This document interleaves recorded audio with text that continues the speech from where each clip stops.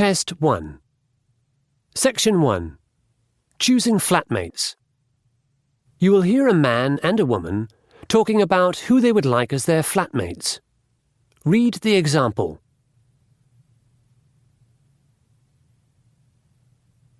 OK, Alex, let's make a decision now. I've got to head off to my parents' place for the weekend, and we'll need our 2 new flatmates to move in soon. Who do we have again? Mauro, Spring, Katia, Lucy, and that lovely girl from Turkey. What was her name? The answer is Turkey. On this occasion only, the first part of the conversation is played twice. Before you listen again, you have 30 seconds to read questions 1 to 5.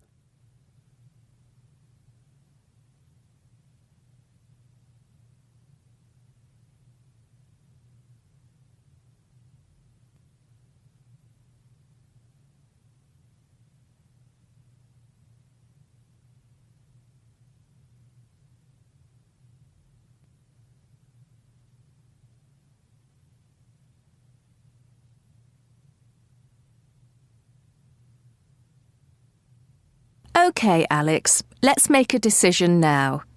I've got to head off to my parents' place for the weekend, and we'll need our 2 new flatmates to move in soon. Who do we have again? Mauro, Spring, Katia, Lucy, and that lovely girl from Turkey. What was her name? Aziza. I think she's my first choice. She seemed very mature. She did, didn't she? She also said she'd shared a house in Istanbul for 2 years before she came here, so she knows what flatting is all about. That's true. While you were on the phone, I had a talk to her about her part-time job as a telephone counsellor for the Turkish community.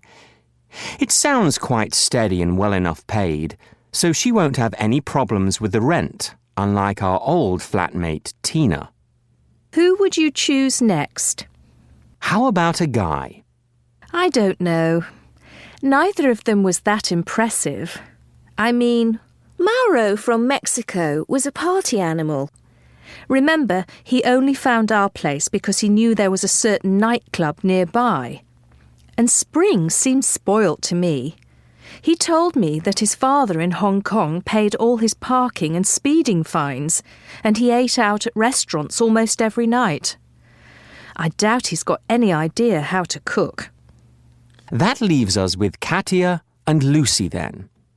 And I found Katia rather shy. We hardly know anything about her. I think she's the strong, silent type. But while you were showing Mauro around, I had a chat to her. She's in her 3rd year of environmental engineering. Really? She's going to be an engineer? Yes. In fact, she won a prize at university last year for a model she made. That does sound interesting. But what about Mauro? We could do with someone social. I'm sure he'd be keen on our Sunday get-togethers. He promised me he knew how to barbecue. Plus, he's working as a security guard at night, so he'll be around during the day. It's not a bad idea having someone in the flat while we're all out. I don't know. If he works night shift, he might sleep during the day. This year, I'll need to practice the piano here in the mornings for my performance course. It's likely my music would disturb him. That's a fair point. Before you listen to the rest of the conversation, you have 30 seconds to read questions 6 to 10.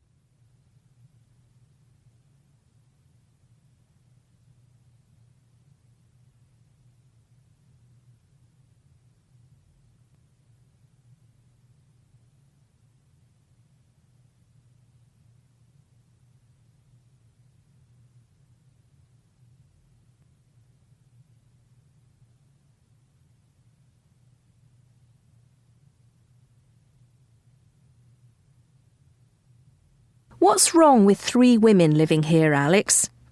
I think Katia would be fine. She won't be so shy once she gets to know us.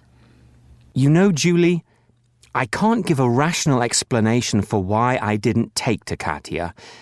I just prefer someone else. Why don't we reconsider Lucy?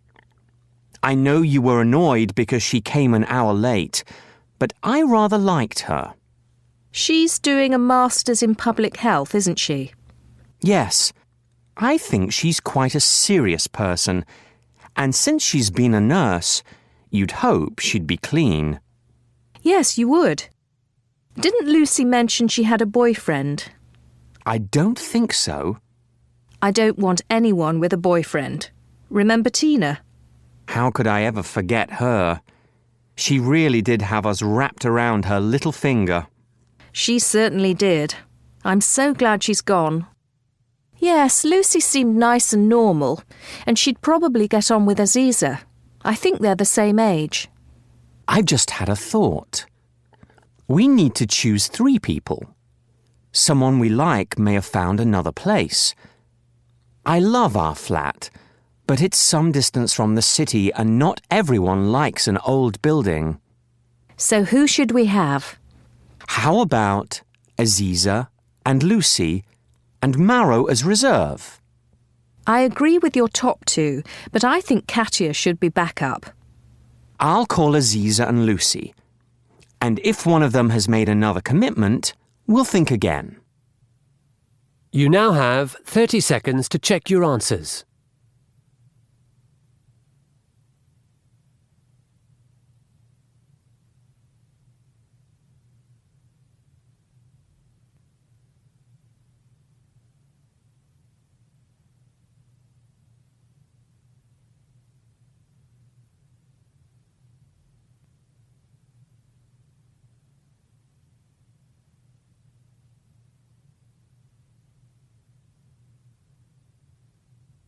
That is the end of Section 1. Section 2. Designing a Veranda Garden. You will hear a woman giving part of a workshop on garden design. Before you listen, you have 30 seconds to read questions 11 to 14.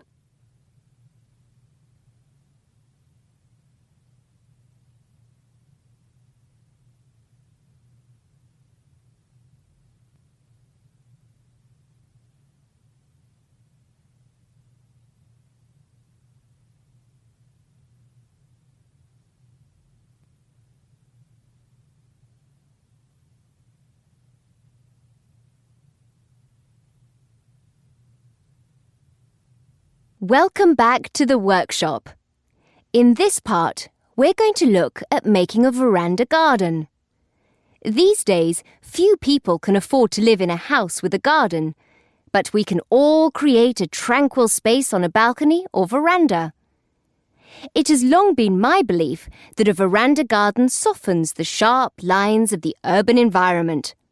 Greenery, blossom, and fruit, which attract birds and insects, bring us closer to nature.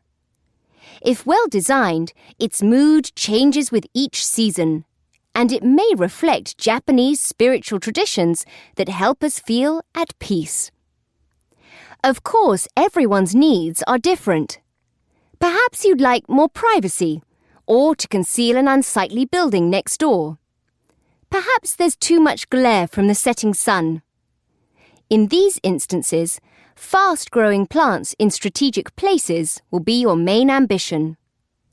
One client of mine, whose husband was blind, chose scented plants for their veranda garden. He sat out there every night, delighting in the fragrances. Another client of mine opted for an area of raked gravel, with one large ornamental rock reminiscent of a famous temple garden in Kyoto. From a more practical perspective, a low-maintenance veranda garden will increase the value of your property. You may be surprised to know that around the world there's a movement in big cities for roof, terrace and veranda gardens, so buyers won't be put off by your creativity at all. But on to our design. I'm assuming your veranda is about 1.8 metres deep and 4.5 metres wide. If it's larger than this, all the better. If it's smaller, you'll need to plan more carefully, foregoing some features. It doesn't matter which floor of the building you're on, but if you've got a view, you might consider how tall particular plants grow. The handout I've given you details a range of plant characteristics. For example, a loquat tree grows to 6 meters, but an azalea bush only reaches 3. Loquats bear fruit as well, which you might like to eat, or you might find a chore to pick up and dispose of. In my design, I've chosen a Japanese maple as the centerpiece, since I love the way its foliage changes colour in autumn. In a large pot, a maple will grow to about 4 meters. The garden design I'm going to show you is quite high maintenance at the start. I'd say you'd have to spend 3 hours a week tending it, but after a year or so, it virtually takes care of itself. Before you listen to the rest of the talk, you have 30 seconds to read questions 15 to 20.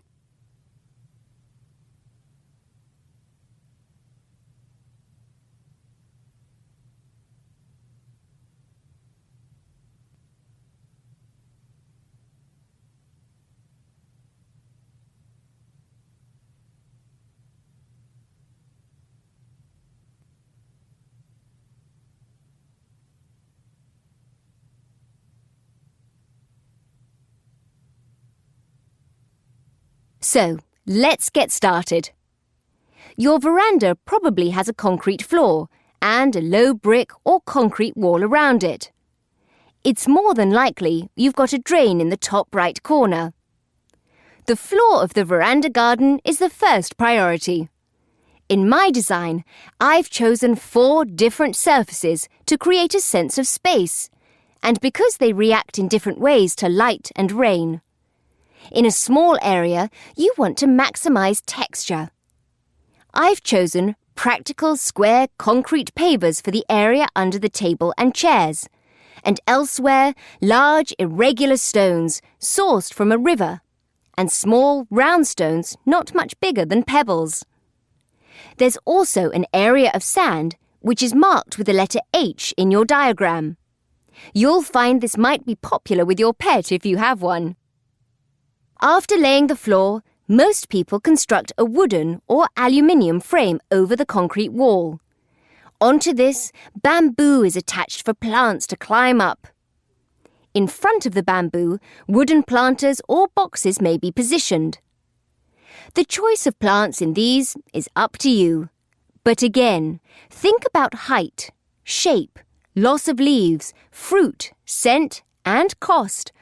Although maples are expensive, they're beautiful, and I've put one in the centre. After you've planted, you'll probably want to buy a really nice set of outdoor furniture. Stackable plastic chairs are a no-no, as in my view, they're part of the ugly, mass-produced culture we're trying to escape. I also discourage people from putting a barbecue on their veranda because they're so seldom used, and they take up such a lot of space. Some people do add features like a small pond or bird bath or a stone lantern to their newly landscaped area. So, happy designing! Any questions? You now have 30 seconds to check your answers.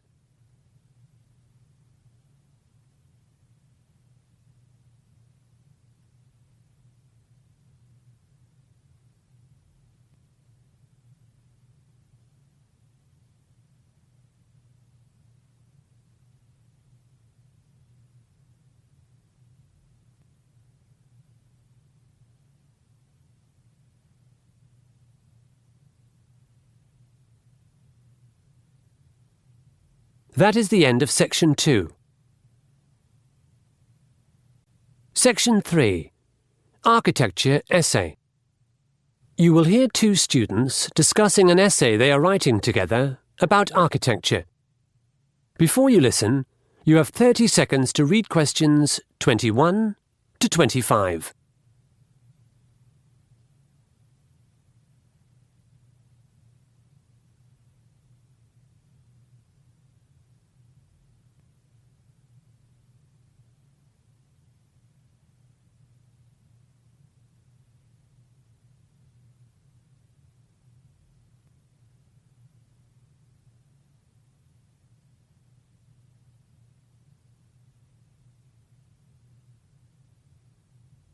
Hi, Helen. How are you? I'm actually pretty excited about the research I've been doing. I've found out heaps about Art Deco architecture in New Zealand. While all the major cities there have pockets of Art Deco, it seems that Napier, a small city on the east coast of the North Island, is considered one of the world's purest Art Deco enclaves. There are so many examples of the style still visible today. Really? I've been concentrating on Bandung, which is in central Java in Indonesia. It is also a major Art Deco city. Unfortunately, it hasn't been preserved so well, and in the race to modernise, many marvellous buildings have gone under the wrecker's ball. How do you think we should structure our essay? Should we write about New Zealand first or Indonesia? Art Deco appeared in Bandung in the 1920s, but from what I've read, it didn't make it to Napier until much later. If we choose a chronological scheme, then Indonesia would go first, but I'm in favour of writing our essay using thematic similarities and differences. That's a good idea. Let's identify what the two cities have in common. From what I've discovered, in both places, Art Deco architects combined a new European aesthetic with native elements. Yes, they did. In New Zealand, Maori motifs were used as decoration. The Maoris are the indigenous people who lived in New Zealand before it became a British colony. There's a sort of spiral symbol called a koru, and there are zigzags, like patterns from Maori weaving, both of which were incorporated into Art Deco buildings. There's a bank in the middle of the city and an old headquarters for a tobacco company, both with gorgeous carved stucco facades that utilise these motifs. Indonesia was also a colony, a Dutch colony. I understand almost all of the architects in the Art Deco period were Dutch, and as you said, they were influenced by a new aesthetic in Europe, but they were also affected by native architectural styles. At ITB, the famous technical institute in Bandung, there are Art Deco roofs that imitate traditional Javanese mosque or temple roofs. That's interesting. I know that the city of Napier was rebuilt in 1931 after a massive earthquake, and since people wanted the town to feel like an optimistic new place, they chose Art Deco for many of their buildings. But I've no idea why Bandung has so much of the style. I was quite puzzled about the prevalence of Art Deco myself. After fossicking in the library in some old journals, I learnt that there was a plan that never eventuated to move the capital from Jakarta to Bandung, so lots of public buildings were commissioned around the same time, the early 1920s. That's curious. I thought the majority of the famous Art Deco buildings in Bandung were large hotels or private houses. I think the split is 50-50. Private and public. Certainly the campus of ITB was enlarged then.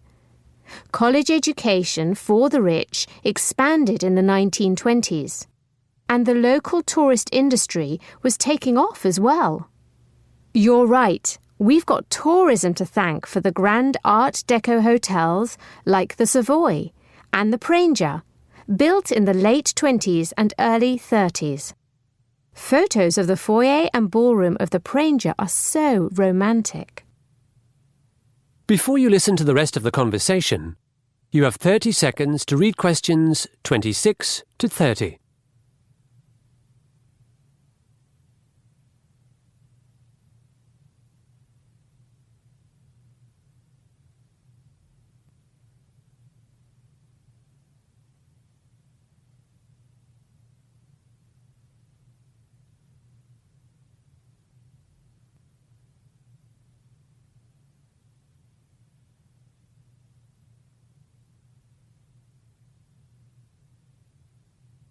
OK, let's have a paragraph on the historical reasons for these two cities featuring Art Deco, then another on what Art Deco actually is. It's a French term, isn't it? Yes, one influence was the 1925 Paris International Expo of Decorative Arts. But Art Deco was chiefly a reaction against the previous style of Art Nouveau, which had held sway from the end of the 19th century. That was all about nature and fluid forms, whereas Art Deco celebrated the machine age and the geometric. There are lots of influences, aren't there? Should we include anything on building materials? Definitely. They were different from the past. More concrete was used, more steel, more glass. These days, people rave about Art Deco, but at the time, it was considered somewhat low class because the materials are quite inexpensive and fabrication was rapid. These concepts were in stark contrast with some of the previous notions of craftsmanship in building. Yes, we'll certainly need a paragraph on materials.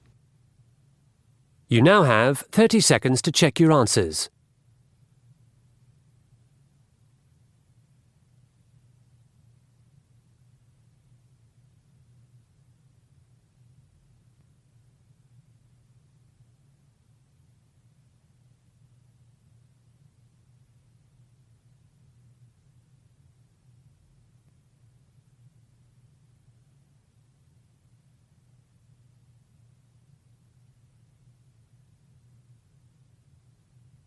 That is the end of Section 3. Section 4. Wetsuits. You will hear a lecture on wetsuits.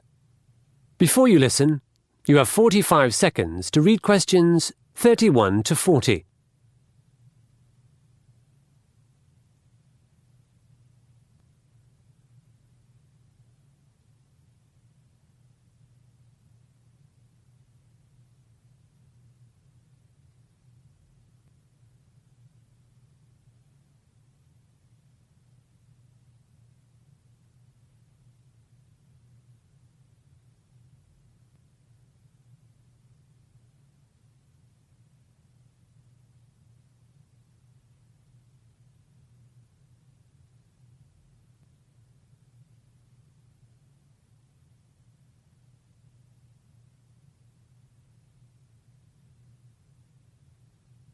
Welcome to the Monday Design Forum. Today's item is the wetsuit, used by water sports enthusiasts, by surfers, divers, canoeists, and long-distance swimmers. Long distance, mind. I'll tell you about the great swimsuit debate a little later. The reason I chose the wetsuit for a case study is that it exemplifies two design themes: the importance of materials and reliable production techniques. I may not look the sporty type, but I've been diving for 20 years. In that time, I've had 8 wetsuits. Like much else after 1945, technology has just kept on changing. My first wetsuit was French and very expensive. It was made entirely from sponge rubber. It looked great, but it was horrible to get into and out of, and it weighed a ton. In general, first-generation wetsuits were liable to rip when being removed and were rather heavy. Pretty soon, I swapped my Pesh Spore for a lighter neoprene version. So, what's neoprene? It's a synthetic material considerably lighter than rubber. It's still spongy because it contains tiny bubbles of nitrogen gas. Since gases have lower thermal conductivity than liquids or solids, that is, they don't transport heat well, the body heat of a person wearing neoprene escapes only very slowly through the material. This means that a diver in a neoprene suit stays warmer longer than one in a suit made from rubber. Wetsuits are a recent innovation and were invented in the U.S., but there's no real agreement by whom or when. Hugh Bradner tried to patent a design in 1951. However, he was unsuccessful.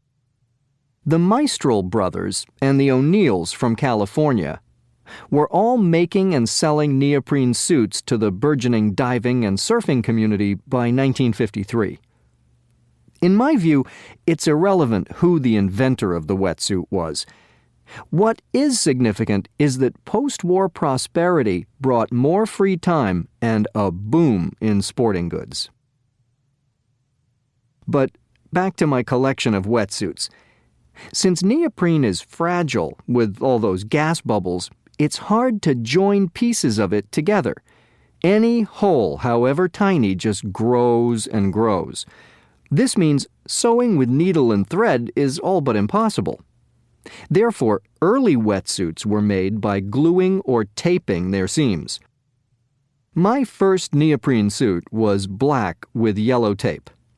I thought this yellow tape was to make me more visible underwater, but in fact, it joined the body-hugging sections together without letting water in. While neoprene itself was warmer and lighter than rubber, the taped seams proved to be a weakness, and I tore 3 of my suits. Suit number 5 was much stronger. Aside from being bright blue, my new suit came with Lycra backing, which was a technological breakthrough. This meant my suit was a bit like a sandwich. There was Lycra on the outside and inside, so putting on and taking off were easier, and there was neoprene in the middle for insulation. By the early 1980s, there'd been a revolution in wetsuit production. No glue, no tape, but a new kind of stitching. In fact, a technique called blind stitching had been developed. With this, a curved needle in a sophisticated sewing machine is used. The stitching dips into the Lycra backing, the top bread of the sandwich, but doesn't pierce the neoprene filling inside. Remember, neoprene is susceptible to tearing, so covering it with Lycra was a smart idea. Suddenly, wetsuits were warm, light, and durable. This revolution is important for design students because without this sewing technique, wetsuits would have continued to rip and remained the preserve of the rich. In design, you want a product that's unique, reliable, and affordable. I admit I'm still wearing my neoprene suit from 3 years ago, but I've heard there are now models on the market with inbuilt heating panels, and yet others made from a mix of fibers that include merino wool and titanium. At the start of this lecture, I mentioned there'd been a swimsuit controversy. Essentially, a wetsuit not only keeps a person warm, but also provides a swimmer with a lift in the water. Unsurprisingly, swimmers wearing wetsuits break more records, so the International Olympic Committee has declared that only long-distance swimmers can use wetsuits. In short events, they're banned. That's all from me. I'm off to the beach. You have 30 seconds to check your answers.